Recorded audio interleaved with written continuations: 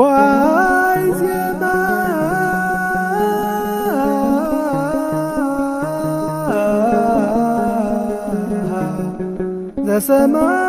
ዘሰማይ ኩበ ሰማይ እመላእክት ቅዱሳን እንዘይብሉ ቅዱስ ቅዱስ ቅዱስ እግዚአብሔር መላ ሰማያተ ወምድረ ቅድሳተ ስብሐቲከ። ዳዊት 288 መዘምራንን መርጦ ለአራት ከፈላቸው። ለአራቱም ደግሞ ኃላፊዎችን ሾመላቸው። እነዚያ ኃላፊዎች የመዘምራን አለቃ ሊቀ መዘምራን የሚባል ስም ተሰጣቸው። እነዚህ አሳፍ፣ ቆሬ፣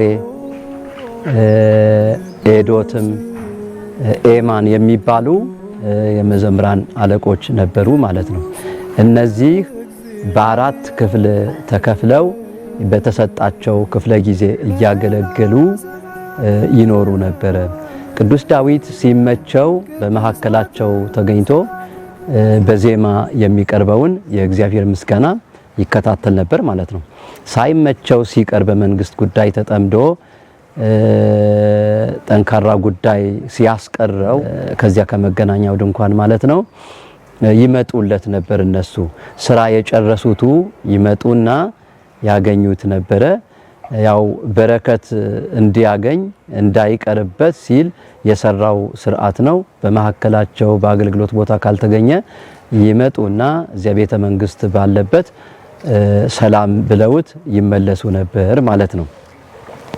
እኛም ይሄንን በቅዱስ ዳዊት እና በመዘምራኑ በሾማቸው 288ቱ መዘምራን መካከል ያለው የመንፈሳዊ አገልግሎት ግንኙነት በእኛ በኢትዮጵያ ኦርቶዶክስ ተዋሕዶ ቤተክርስቲያን አገልግሎት ውስጥ ይንጸባረቃል። ለዚሁ ምክንያት የሚሆን መታሰቢያ የድርጊት መታሰቢያ ይደረጋል ማለት ነው። እንዴት ማለት ነው?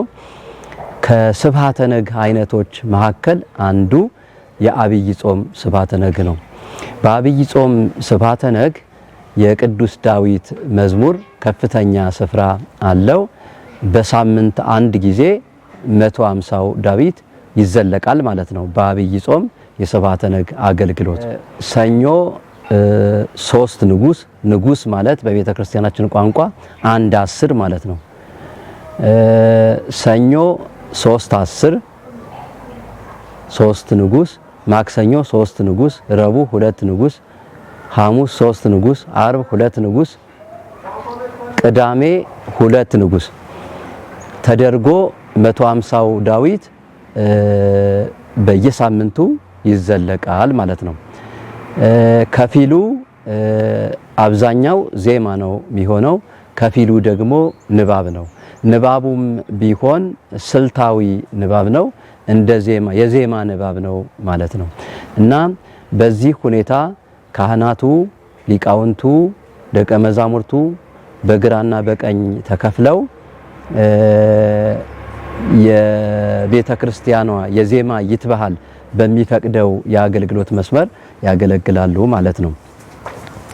በግራና በቀኝ የተከፈለው ክፍል ዳዊት በሚያስተዛዝልበት ጊዜ የቀኙ በቀኝ በኩል የሚዞር ተራ አለው፣ የግራውም በግራ በኩል ብቻ የሚዞር ተራ አለው ማለት ነው። ሄዶ የዕለቱ ዳዊት ሲያልቅ ያለቀባቸው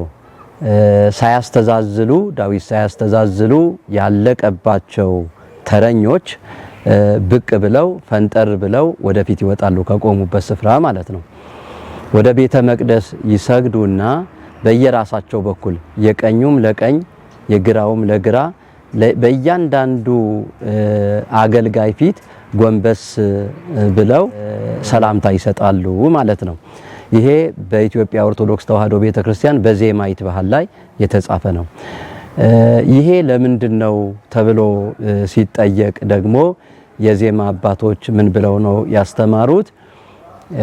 እነዚህ 288ቱ የዜማ ሰዎች ቅዱስ ዳዊት የመረጣቸውና የቀጠራቸው የዜማ አዋቂዎች ቅዱስ ዳዊት እዚያ መገናኛ ድንኳን ፊት ቀርቦ በነሱ መሃል ቆሞ በአገልግሎት ላይ ሳይገኝ ሲቀር ወደሱ ወደ ቤተ መንግስት መጥተው እጅ ይነሱታልና ያንን ለማስታወስ ሲባል መዝሙረ ዳዊትን ለሰጠው እግዚአብሔር መዝሙረ ዳዊትን ላናገረው ለታላቁ ንጉስ ለንጉስ ዳዊት ለዜማ ሰው መታሰቢያ ነው ተብሎ ይሄ ዘወትር በአብይ ጾም ስብሐተ ነግ ይሆናል ማለት ነው።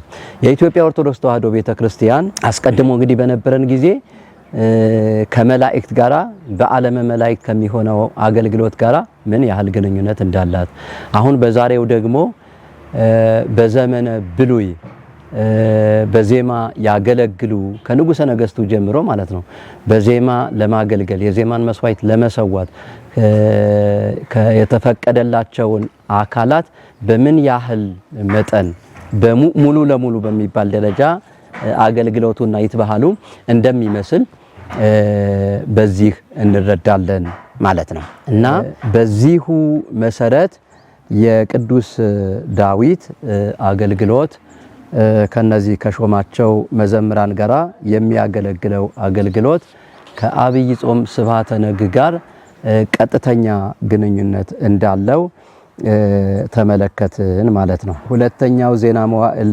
29 ላይ አንድ በዝርዝር የተጻፈ ቃል አለ። የእስራኤል ንጉስ ሕዝቅያስ የሚቃጠለውን መስዋዕት ያሳርጉ ዘንድ አዘዘ ይላል እዚሁ መጽሐፍ ውስጥ ማለት ነው። መስዋዕቱ ማረግ በጀመረ ጊዜ የእግዚአብሔር መዝሙር አብሮ ተጀመረ፣ የዳዊት የዜማ ዕቃም ተመታ ይላል። ንጉሱ ሕዝቅያስ አሁን የሚቃጠለው መስዋዕት እንዲያርግ ይደረግ ብሎ ንጉሳዊ ትእዛዝ ለመንፈሳዊ አገልጋዮች ማለት ነው ትእዛዝ ሰጠ ማለት ነው። ልዩ ዝግጅት የተደረገበት መስዋዕት ነው። መስዋዕቱ ማረግ ጀመረ። መስዋዕቱ ማረግ ሲጀምር የእግዚአብሔርም ዜማ አብሮ ተጀመረ ይላል። የእግዚአብሔር ዜማ አብሮ ተጀመረ፣ የዳዊት የመዝሙር ዕቃም እንደዚሁ ተመታ ይላል። ይሄ የትኛውን ይመስላል ብለን ብንል እኛ የኢትዮጵያ ኦርቶዶክስ ተዋሕዶ ቤተክርስቲያን ካህናት መስዋዕት የሚያርግበትን የቅዳሴ ጸሎት ከጸለይን በኋላ መስዋዕቱ ሲያርግ መስዋዕቱን ለሚቀበሉ ለካህናትና ለምእመናን የሚሰጥበት ሰዓት ደርሶ ጸልዩ በእንቲያነ እንደተባለ ክብሪቲው እጅግ በጣም ድንቅ የሆነ ዜማ ስሙ ራሱ ክብሪቲ እጅግ በጣም የተለየ ዜማ እንደማለት ነው። ለክብር የሚሆን ቅኔው ራሱ አዲስ ቅኔ ሆኖ ከጌታ ስቅለት ከቁርባኑ ሐሳብ የተለየ ምንም አይነት ሐሳብ እንዳይኖረው ተደርጎ ክብሪቲ ይቀኛል። ባለተራው ባለቅኔ ማለት ነው። ዝማሬ የሚባል የቅዱስ ያሬድ ቅኔ ይቀርባል። ከዚያ በኋላ እንደገና የዕለቱን ባለቅኔ ከክብሪቲው በኋላ ዕጣነ ሞገር ጸሎት ማሳረጊያ ቅዳሴ ማሳረጊያ በሚል ሐሳብ ዕጣነ ሞገር በሚል ስም ይቀርባል ማለት ነው። እንግዲህ ከላይ እንዳየነው ሁለተኛ ዜና መዋዕል 29 ላይ እንደተነገረው መስዋዕቱ ማረግ በጀመረ ጊዜ ዜማ ይጀመራል የሚለው ሐሳብ ከዕጣነ ሞገር አገልግሎት ጋራ የንዋየ ማህሌት አገልግሎት ማለት ነው። ቅዳሴ ንዋየ ማህሌት የሌለው በጉረሯችን ብቻ የምናዜመው ዜማ ነው። ግን መጨረሻ ላይ ማረግ ሲጀምር የንዋየ ማህሌትም ዜማ አብሮ ይጀምራል። የዳዊት የዜማ ዕቃ ይመታል ተብሎ ነውና የተነገረው። ከዚህ አንፃር ዕጣነ ሞገራችንን ደግሞ ስንመለከተው ዕጣነ ሞገር የሚባል የዜማ አገልግሎታችን ከዚህ ጋራ ሙሉ በሙሉ ቀጥ ብሎ ይገናኝልናል ማለት ነው። ሌላው ነህምያ የሚባለው ኢየሩሳሌም ከፈረሰች በኋላ ከስደት ቀድሞ ተመልሶ ከተሰደደበት ሀገር ንጉስ አስፈቅዶ መጥቶ ኢየሩሳሌምን በስርዓትም በግንባታም ያቃና ታላቅ ሰው አባታችን ነህምያ እንደዚሁ ለዚህ ከዳዊት በተለይ በነሱ ሁኔታ ከአባታቸው ከዳዊት ጀምሮ ተያይዞ የመጣውን ዜማ የማስቀጠል ሐሳብ በሰፊው ነበረው። እሱ ደግሞ እኔ እንዲህ አደረኩ ብሎ ይናገራል። መጽሐፈ ነህምያ ምዕራፍ 12 ከቁጥር 31 ላይ ማለት ነው። ወአቀምኩ ክሌተ ግናያተ አበይተ ዘየማን ወዘጸጋም። ወአቀምኩ ክሌተ ግናያተ አበይተ። ግናያተ ሚለው እነዚያን ዜማ አቅራቢዎችን ዜማቸውንም ነው። ተርታ ማለት ነው። ሁለት ክሌተ አበይተ፣ አንድ በግራ አንድ በቀኝ፣ ሁለት ረጃጅም የሆኑ አበይት የሆኑ ሰልፎችን ዘማሪያን የተሰለፉባቸው ማለት ነው። ሁለት ሰልፎችን በግራና በቀኝ አደረኩ ይላል። ይህንን ደግሞ ስናየው በተለይ በተለምዶ ማሸብሸብ በምንለው ስነ ስርዓት በወረብ ጊዜ የሚሆነው ይመስላል። ግን በዋናነት ነዋየ ማህሌትም ከመምጣቱ በፊት አስቀድሞ ባለው በያሬዳዊ ዜማ ሊቃውንቱ በቀኝና በግራ ይከፈላሉ። ከአለቃው ወንበር በስተቀኝና በስተግራ ያሉት እንደዚሁም ፊት ለፊት አምደ ወርቅ የሚቆሙትም ከዚሁ አንፃር በተመሳሳይ ሁኔታ ለሁለት ይከፈሉና በዚህና በዚያ እየተጠላለፈ የቁመቱ ስነ ስርዓት ይትበሃሉ በሚያዘው መንገድ ይሆናል ማለት ነው። እና ትልልቅ ሁለት ሰልፎችን አደረኩ፣ ሁለት ተርታዎችን አደረኩ ይላል። እና በዚያ ሁኔታ ሆነው ሊቃውንቱ ዘመሩ ይላል ማለት ነው። ወአነ ወመንፈቀ መላእክት ምስሌ ይላል። መዘምራኑ ብቻ ሳይሆኑ እኔና ሌሎችም ከኔ የሚቀጥሉት ሹማምንት ከኔ ጋር አብረን በዚያው ስፍራ ታድመን ነበር ይላል ማለት ነው። ይሄ በግራና በቀኝ ተከፍሎ የሚዜመው ዜማ የሚዘመረው ታላቁ ዝማሬ እንደዚሁ ስነ ስርዓቱ ከላይ የመጣና የተላለፈ እንጂ አሁን እዚህ ያልተፈጠረ ከቀድሞቹ መንፈስ ቅዱስ ከገለጸላቸው መጽሐፍ ቅዱስን ከጻፉ ታላላቅ አባቶቻችን እንደዚሁም ሰማያዊው ምስጢር ቅዱሳት መጻሕፍትም እንደዚሁ ከተገለጹለት ከቅዱስ ያሬድ እንጂ እንደዚሁ በግምት እንደዚህ ቢደረግ ይሻላል እንደ ዘፋኞቹ ወይም ደግሞ እንደዚህ አይነት በዓል አክባሪዎች እኛም መንፈሳዊውን አገልግሎታችንን እንዲህ እናድርገው ብለን ያላደረግነው ነው ማለት ነው። እና ዋቀምኩ ክሌተ ግናያተ አበይተ ብሎ ሁለት ትላልቅ ሰልፎችን በግራና በቀኝ አደረኩ ብሎ መናገሩ በግራና በቀኝ ሆነን ዜማን አንዴ በዚህ አንዴ በዚያ አንዴ ዘህብረት በጋራ ሆነን እያጠላለፍን ለምናዜመው ዜማ ምሳሌ ነው ማለት ነው። በአሁኑ ጊዜ በተለይ ሚዲያዎች የተለያዩ ጉባኤ ቤቶችን ከሚፈልጓቸውና ከሚከታተሏቸው አካላት ጋራ ለማስተዋወቅ ችለዋል ሚዲያዎች ማለት ነው። አሁን እዚሁ ሆነን ጎንደር ባታ ለማርያም ሊቃውንቱ ማህሌት ቆመው እናያለን። ደቡብ ጎንደር ቅድስት ቤተልሔም የድጓው ጉባኤ ቤት እንደዚሁ ሊቃውንቱ አደራረሱን ሲቆሙት ምስክሩ መሃል ቆመው እናያለን ማለት ነው። የትም ቦታ ሆነን የግድ አስመስካሪዎችም ባንሆን ማለት ነው፣ አድራሾችም ባንሆን፣ መምህራንም ባንሆን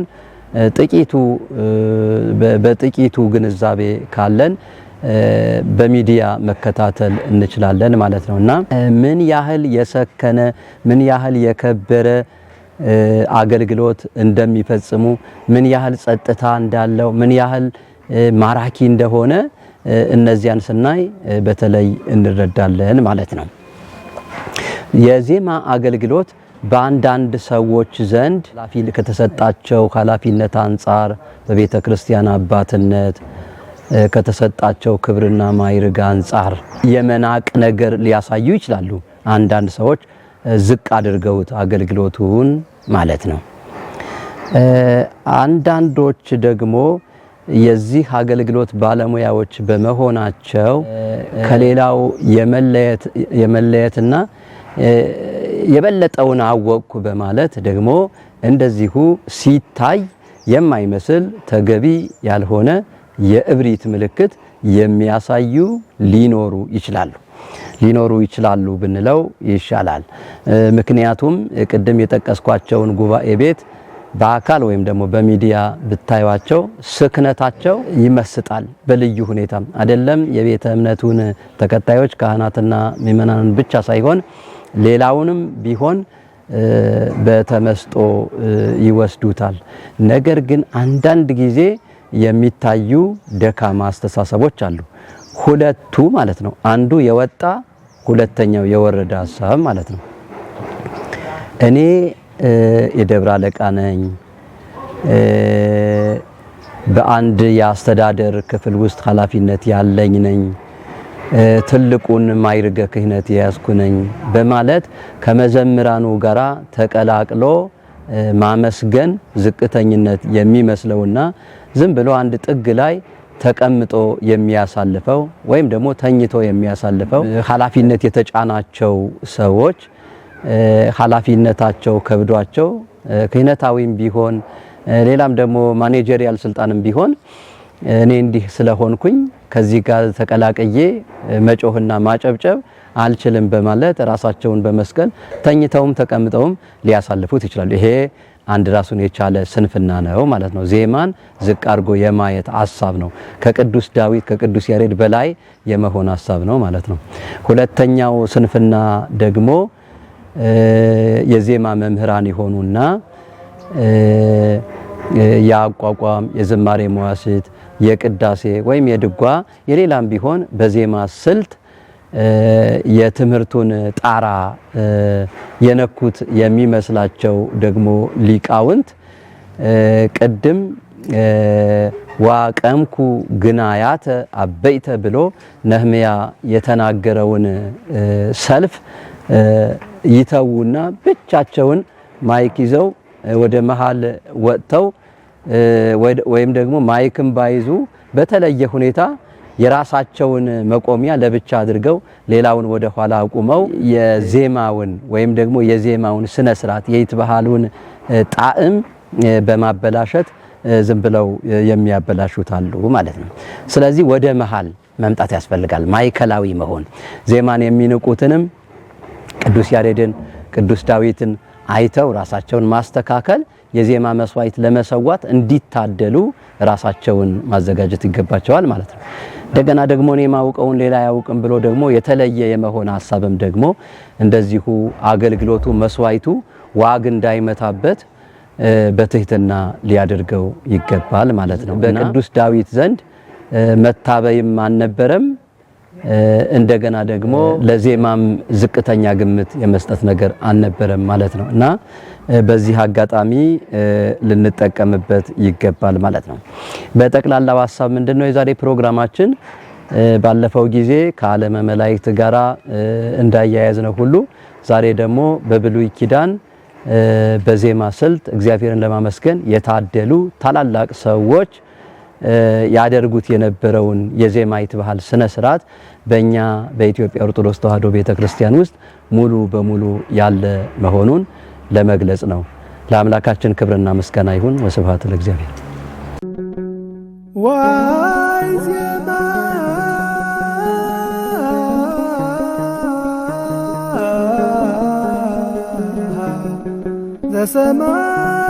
ዘሰማይ